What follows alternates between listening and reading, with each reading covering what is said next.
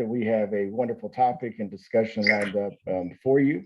Before we go any further, my name is Bear Clifton. I am the Director of Development here at the Nature Conservancy in Kentucky. And I am really proud of the work that my team and I has done. And I'm really proud of the wonderful work and the people that you're going to hear from today.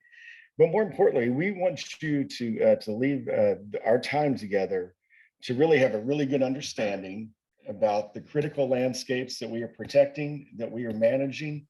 And if you're like me, I grew up in southeastern Kentucky. Everything about the Commonwealth is a part of my DNA. I'm so proud and happy of our rivers and streams and the farmlands of Western Kentucky to the deep hollers and mountains of southeastern Kentucky. It's a place that we call home, and we believe at TNC that the place matters, that it's not just about nature, but it's about combining nature and communities and helping both of those thrive. And so some of the discussion points today that you're going to be learning about is how can you and your family go out and enjoy some of the beautiful landscapes that we are protecting right here in the Commonwealth. And so I want to introduce a couple people. First and foremost, I want to introduce Chris Miner. Chris is our Director of Land Management and Fire Manager. And I also want to introduce Zach Pickett. And Zach is our land steward here at the Kentucky chapter of the Nature Conservancy. And without further ado, I'm going to turn it over to those two gentlemen. Yeah, thanks, Bear. So yeah, I guess we've got a PowerPoint ready for you guys to kind of go through and give an overview of our nature preserves. Can you guys see that PowerPoint?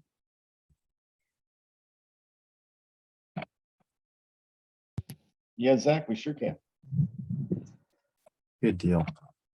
So yeah, hey, and thanks for joining us today for a brief presentation of our preserves here in Kentucky.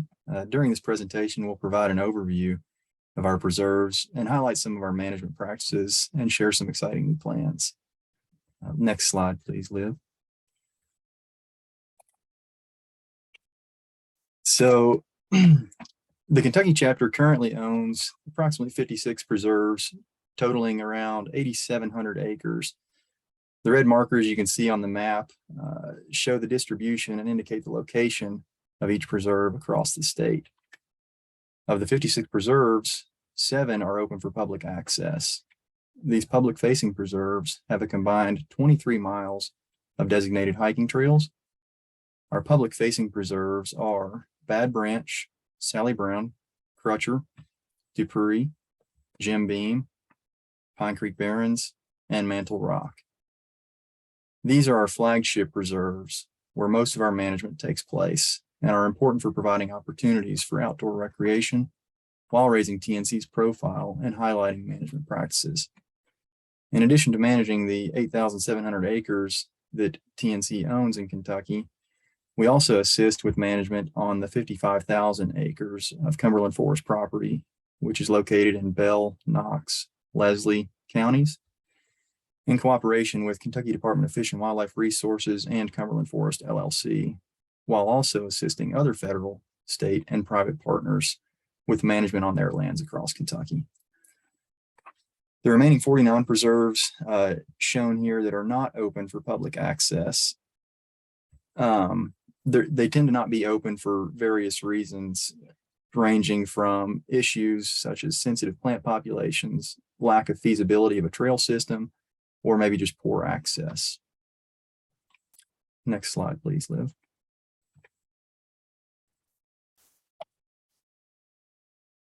So all our preserves receive some type of management, whether it's recreational management that includes things such as mowing and maintaining our trail systems, maintaining parking areas, signage, and maintaining other preserve infrastructure.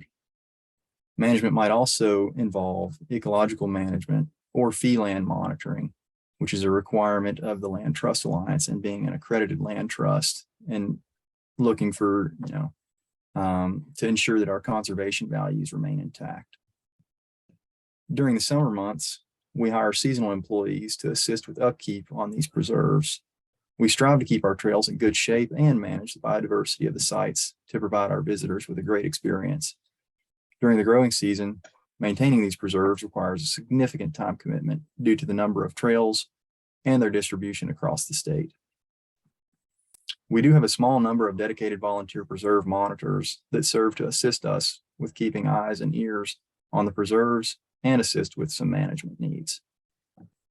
Over the years, we have attempted larger, more formal volunteer efforts and programs. However, managing those programs effectively requires a significant commitment, and we've never been able to dedicate the time and resources. And just to give you some info on the photos there, the top one is a photo of, I believe, Blue-Eyed Mary display at one of our preserves in the Palisades. I think it's on the Crutcher Preserve. And then the bottom photo is at our Dupree Nature Preserve. Next slide, please, Liv. So we continue to assess our preserves for additional public benefit while balancing our capacity needs for managing these unique areas. One example is our Pine Creek Barrens Preserve, which is now one of our flagship preserves located in Bullitt County. TNC has owned and managed the preserve since the 90s. After much consideration of the ecological features, its proximity to metropolitan areas, and our ability to connect people with nature was recognized. In 2017, we decided to open the preserve to the public and add a hiking trail, which has allowed us to promote the organization, our mission, and raise awareness about the surrounding prairie landscape and our management practices. Pine Creek Barrens is home to several rare plant species, including Kentucky glade cress, Great Plains ladytresses orchid, Barrens silky aster, white prairie clover, and purple prairie clover, along with many more common prairie wildflowers found within Kentucky's historic Big Barrens grassland. If you are familiar with this preserve, you've likely witnessed some of our management activities firsthand. We have partnered with U.S. Fish and Wildlife Service to improve habitat for these rare species and the overall Barrens ecological community, and have conducted invasive species eradication, used mechanized equipment for woody plant removal, and conducted prescribed burning, all of which have led to increased plant diversity, which improves habitat for pollinators and other grassland wildlife. Pine Creek Barrens is just one example. All public-facing preserves are being managed or restored to enhance the natural habitat, although the extent of that work varies. At Mantle Rock in Livingston County, we manage the open fields and surrounding glades with prescribed fire, and we've planted pollinator mixes there, as well as at our Sally Brown and Dupree Nature Preserves in the Palisades. I'll emphasize that typical pollinator plantings have benefits. However, they can be very labor intensive and cost prohibitive to establish at a larger scale. Therefore, our preferred approach is to manage larger natural native grassland areas that favor a more diverse suite of plants and wildlife species. And the photos you're seeing on this slide are all at our Pine Creek Barrens Preserve. The one on the left is a prescribed burn we implemented. And then the one in the center is just foliar spraying some invasives. And the one on the right is a photo of some work done with mechanized equipment for removing understory and opening up the canopy to expand that prairie there at Pine Creek Barrens. Next slide, please, Liv. So as I mentioned, we continue assessing our preserves for additional public benefit and consider ways to improve the diversity for our users while ensuring there is no significant negative impact to our preserves resources while balancing our management capacity. On that note, I'm happy to announce we are currently working to add another 1 mile long hiking trail at our Dupree Preserve, along with a more accessible trail aimed at providing visitors with mobility constraints a place to enjoy nature.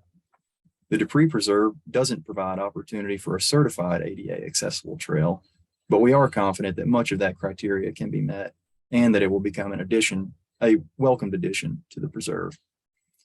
Our plan is to reroute the trailhead and the first couple hundred feet of the trail to make slight changes to existing trails.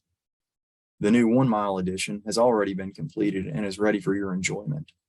The accessible trail is much more involved and is pending final planning and necessary funding, but our hope is to begin construction in 2023.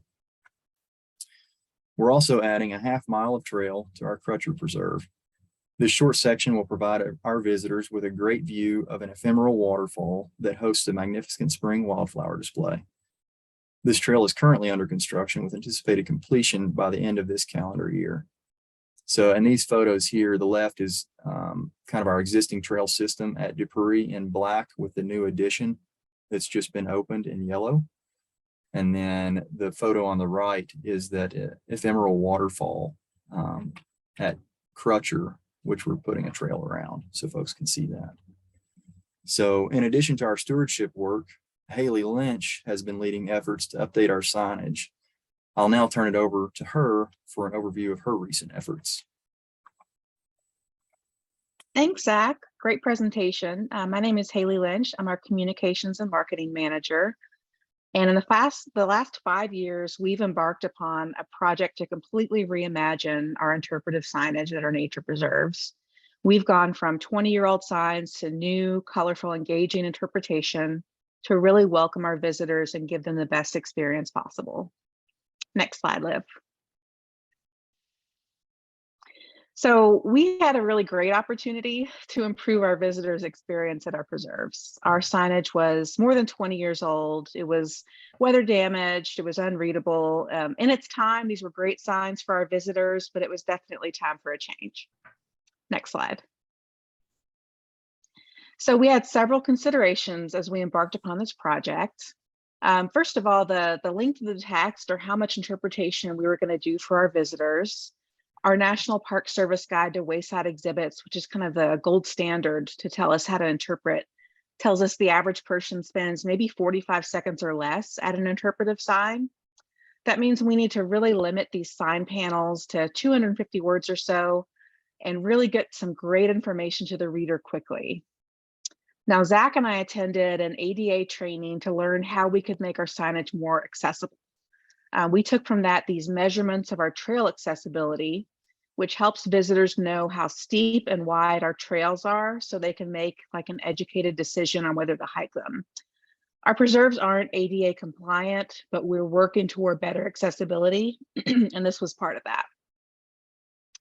So we also wanted to look at the branding. TNC has a bright, vibrant, modern color palette that we could use, new logos and things like that. To kind of take our older kind of brown signage to a bright modern color. And then we asked, do these signs complement nature or do they take away from the experience? And of course, we want to complement nature.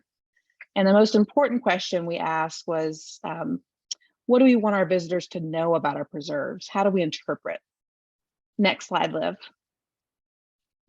So the main sign that you'll see at our preserves is our triple panel upright sign.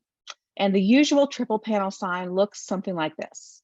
Now, to me, this is a wall between people and nature. You're standing in front of it, you can't see anything else. And this is what I didn't want. I wanted something that really complemented nature better than this. Next slide, Liv. So this is what we decided on.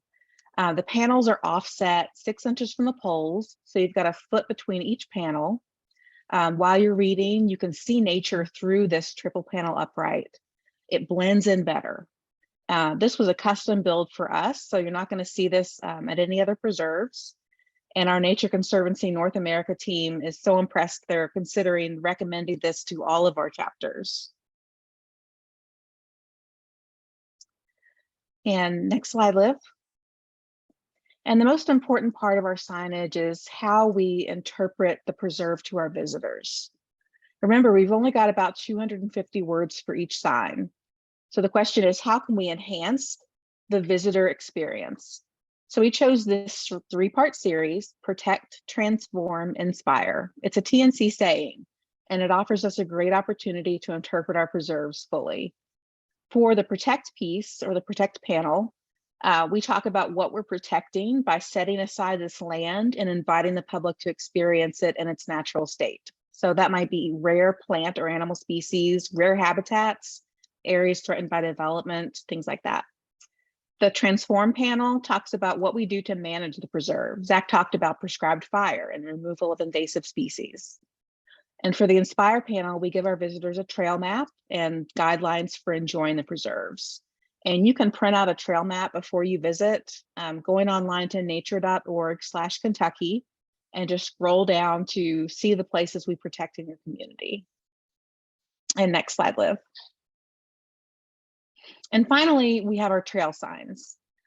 We don't put a lot of trail signs on our trails because we want our visitors to enjoy their connection with nature, but we also want to interpret the nature that you're seeing. We have trail signs on prescribed fire, on forest land, geology, the Palisades, and we have a couple of signs about our distinguished donors like Tom Dupree, who made these places possible. And with that, I'll wrap up our signage discussion. Excuse me. Thank you for your time. I hope you're able to get out to enjoy one of our nature preserves really soon. This concludes our formal presentation, and now we'd like to open it up to a Q&A discussion. Please feel free to just jump in and ask a question, or you can also type an R in the chat and Bear will call on you. Thank you. All right, thank you so much, Haley, and thank you, Zach. As you can tell, at the Nature Conservancy's Kentucky chapter, we are really excited about our preserves. We feel they're very indicative to the Commonwealth of Kentucky, like I said, from the wonderful far western part to the southeastern part with Bad Branch in Letcher County. And so with that, I'm going to open it up to discussion. Any questions? Yes, Blaine. Bear, I just want to know, why did you choose these 7 preserves specifically to open to the public? That's a great question. And with that, I'm going to turn that over to Chris and Zach. Yeah, so I'll take lead on that question.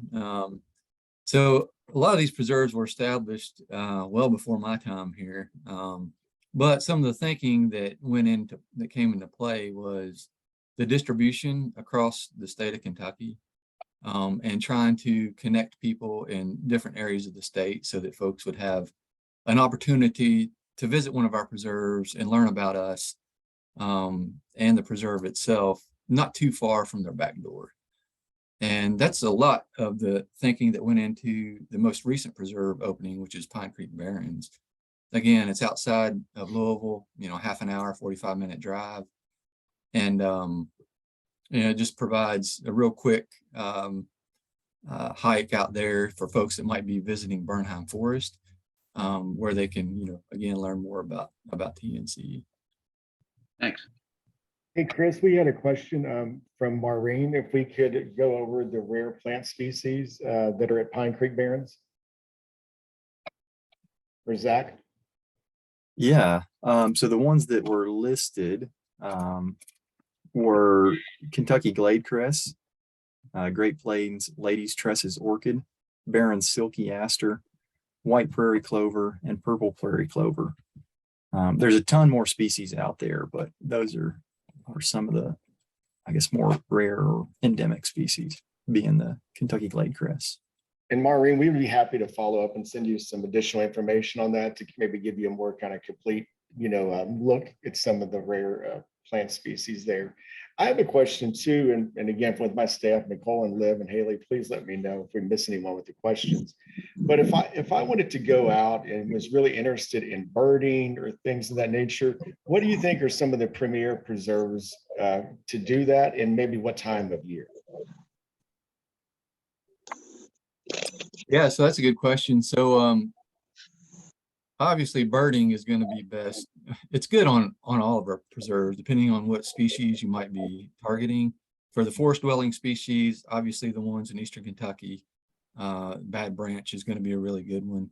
And then also Mountain Rock out in far Western Kentucky. And that's going to hit, ideally the neotropical migrants that are coming through, particularly at Bad Branch in the migration season that comes on in the early to late spring. Get a really huge diversity of species out there. And then also speaking with birds, again, grassland nesting songbirds. Pine Creek Barrens provides some opportunity with that, although it's not a huge grassland area. You can certainly pick some of those species up there. And then also at our Central Kentucky preserves, there in the Palisades, we've got some grassland nesting songbirds that use that area, and forest dwellers as well. Then also, I'm sure there's several people that are interested in the wildflower display. So pretty much all of the preserves that we have open to the public have a decent diversity of ephemeral wildflowers. So if you go out in the early spring, right before leaf on, when that sunlight's hitting the ground, you can see those. Now that's going to be a really short window.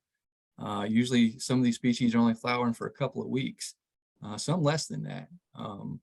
So try to get out there right before the leaves come on the ground, right after the ground starts warming up in the spring, and you'll get a chance to see those. And those are mostly the forest dwelling ephemerals. Pine Creek Barrens would also offer the opportunity to see some of your prairie species that are going to come on in mid to late summer, potentially even early fall, stay in flowering through early fall. And so that's going to give you a good idea of what to expect in like a prairie setting. So yeah, it's really diverse in terms of where you're at throughout the state and what season it is. Thanks for that, Chris. We have a couple of questions real quick that's came through the chat. And I'll start with Douglas's first. And Haley, you may be able to weigh in on this as well as obviously Zach and Chris. But Doug was asking, is there a listing of rare plants and wildflowers at the reserves that we could access online? And it would be nice to know when they might be visible. Chris, you kind of outlined some of the time frame there, but maybe Haley, this is to you. Is there a listing of the rare plants and wildflowers? Yeah, if you go to the link that Nicole just put up in the chat and go to the Dupree site, you'll see a really nice slideshow of some of these flowers that you can see at our preserves. And they have a bunch of them on there. We don't have a complete list, but you'll see a pretty good array of them on that site. Douglas, that was a great question. And that's something too that Haley and I have often mentioned, working with our conservation staff and maybe even doing some social media posts. If you follow us there to kind of, if we see things popping, that would let people know as well that when you could take advantages of that. And we have a question also from Gordon Dabney to say, are there any plans to open additional preserves? Well, that's a good question. There's no immediate plans to open any more preserves. There's some thoughts around adding additional opportunities at our existing open preserves. Going back to what Zach highlighted in his presentation, it's Zach mostly doing a lot of the management on these preserves and a small team that he hires in the summertime. And so we've got to weigh, our capacity, our, ability to manage those areas for the public and make them, make our users have a good experience. And then also just the overall feasibility of those properties. We don't have a lot of other properties that lend themselves towards this type of access. Chris, I appreciate that. And we have a couple of questions and they're kind of similar to a degree. Blaine and Eric, has some questions about invasives, and Blaine asks, can you share your invasive species control management process on the preserves? And with that in mind, I'll kind of tag Eric's to it.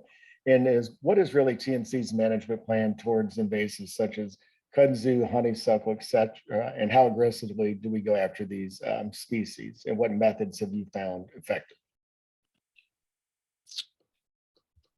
All right. Yeah, I was just taking some notes there. If I missed something in that question, let me know. So yeah, again, talking about, invasive species are an issue on nearly every preserve that we own, nearly every property in the state of Kentucky. They're everywhere, right? So our approach, when I first started working here over 20 years ago, we were really micromanaging invasive species, particularly bush honeysuckle, garlic mustard, microstegium on a few of our preserves, and very labor intensive work, very high cost, not a whole lot of conservation lift. So our approach now is to work towards managing a buffer from around endangered species or rare species, and then also a buffer to our trail systems. And what I mean by that is just, well, the intent of that is to provide our visitors and of course the resources a chance to survive and be promoted, but also our visitors a nice view of nature, what would have been or most likely would have been somewhat close to the natural condition of the site. Invasive species, it's a challenge. And going back to that capacity, it's really hard to manage it.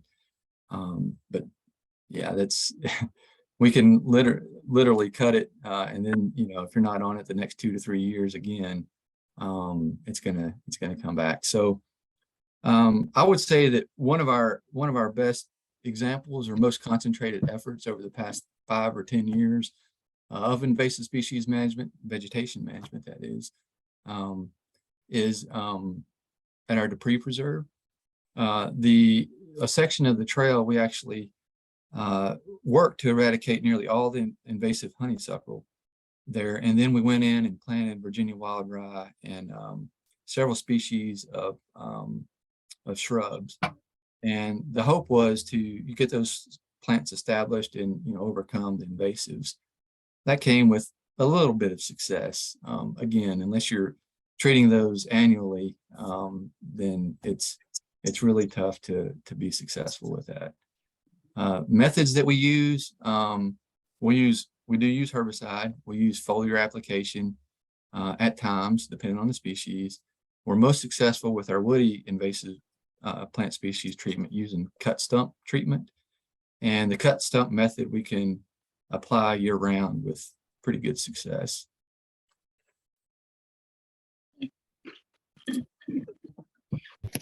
Any other questions? If folks have, these have been great interaction and feedback here. I have a question for Chris and Zach. As far as hiking on our preserves, I'm a hiker, but I'm not ready for real strenuous trails. If I wanted a pretty kind of a beginner trail, what would you recommend?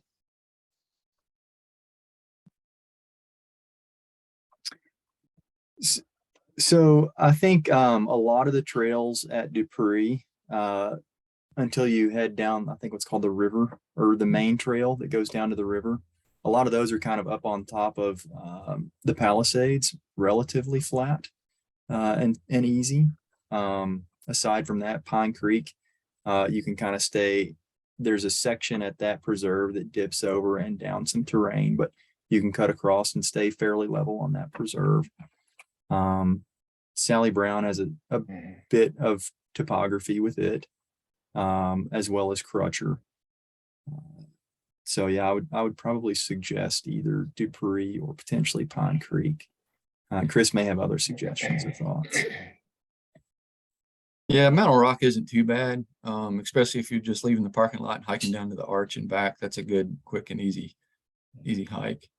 Once you start getting into the larger loop, it can get a little bit more strenuous. And I want to just say something else too about Mantle Rock. It's in Western Kentucky, just a little past Paducah. And what makes this preserve really unique for us is not only is there rare and endangered, species and wonderful things like that, but it also is a historical site. And so a portion of Mantle Rock actually has the longest original trail from the Trail of Tears. So when the Cherokees were being removed from their Western North Carolina home through Tennessee, they had to migrate on foot from the Carolinas, Tennessee, through Kentucky, and had to camp at that Mantle Rock Preserve and waiting till the Ohio River thawed out so they could continue on their journey. I would recommend that hike for anyone, particularly if you're in the Western Kentucky area. It is absolutely beautiful, beautiful place. And you couple that with the historical significance of that. And there's really, Mantle Rock has such a unique geographic formation, particularly for Western Kentucky. You get the sense almost if you're in the Red River Gorge area, but I would really recommend that. It's a really unique preserve.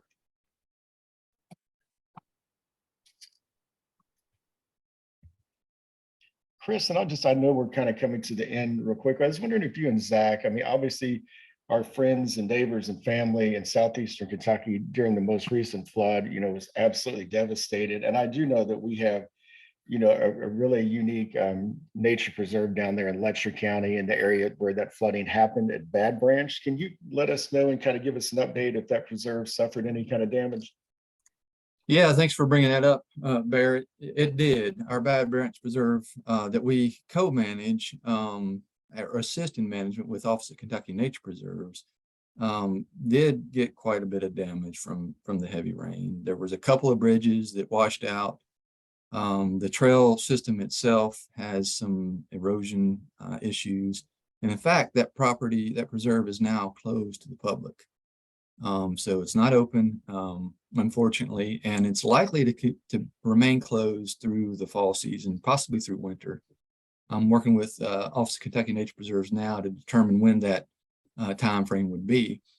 What we have found out on that preserve is You all know that, when COVID hit, lots of people got out and explored the outdoors, which is great, but also put a lot of stress on our preserves, particularly Bad Branch. And so there was a lot of user developed trails that took shape at Bad Branch. And so by closing the preserve, that's going to give us a chance to work with OKMP to install more bridges, to correct the erosion problems, and by closing it midsummer of this year, hopefully allow some of those user trails to revegetate and basically heal themselves. And so, yeah, I appreciate you bringing that up, but yeah, it's closed now and will remain closed for a little while longer. And we'll post the date on our website when we expect that preserve to be open. Thanks, Chris. And we have another question from Teresa, and I do appreciate your comment there, Teresa. She's saying Dupree is great. And she goes on to say that when she went, there wasn't a whole lot of people on the trail. And Haley, this could be towards you as well as Zach, is how do we get the word out to the public about, the trail opportunities? And then she had a question too, is if TNC co-manages Tom Dorman with the state. But I'll start with the first, maybe geared more towards you, Haley, and how do we really kind of publicize and let people know the wonderful hiking opportunities within our preserves? So we regularly post about our preserves on our social media channels. So follow us on social media and you'll get those. I usually highlight a preserve at least every few weeks or so. We also work with the media to get the word out about our preserves. And I'm going to put a link in the chat. Kentucky Living Magazine recently did a story on the Palisades, which includes Tom Dorman, which we do co-manage with the Office of Kentucky Nature Preserves. And it includes Dupree and Sally Brown and Crutcher with some really nice photos from our photographer of those preserves. So social media, our homepage, nature.org/Kentucky, you can learn more there. And we work with the media. And real quick too, we're talking about, getting out and enjoying these preserves. And I'm going to kind of turn this over to Nicole just for a thing, but we are offering some stewarded hikes that we asked you to kind of consider as well. And so Nicole, could you tell us about some of the opportunities that the development team will be offering this year when it comes to hiking? Sure. And I apologize if my internet goes out. I've been having some issues throughout this event. We do try to do about 4 hikes a year, and we look at our year as a fiscal year starting July through June. We will be having a hike at Mantle Rock in November. I believe that's November 18th. We'll be doing a winter tree identification hike at Pine Creek Barrens in Louisville in January.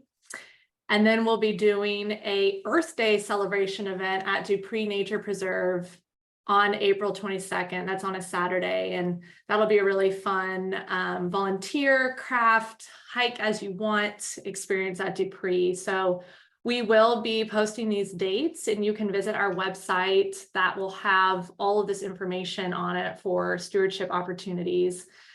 Including these virtual brown bags that we're offering. And we do 4 of these a year as well. This is a really great way for us to reach people throughout the entire state to just join us virtually and learn about the work we're doing throughout Kentucky. So please visit our website. The link I attached earlier up in the chat is for our preserves, but you can kind of backtrack and see our homepage for Kentucky that will list all that. Yeah, thanks, Bear. Thank you, Nicole. Any other questions before we look to adjourn? All righty. Well, we can't thank you enough. Zach, Chris, wonderful job. Haley, great job. As you can tell, we're certainly proud of our work. We're really proud of the land that we're protecting and managing, proud of our mission. And on behalf of David Femister, our state director, and the entire TNC staff, we can't thank you enough. Our donors, our supporters, people who are just general advocates for our work. Thank you so much from the bottom of our hearts. Together, we're making not only our local work thrive, but our local successes lead to global successes as well. So we can't thank you enough. We couldn't do the work that we do without each and every one of you here. So thank you so much. And we hope you have a wonderful rest of your day. Thank you. Thank you.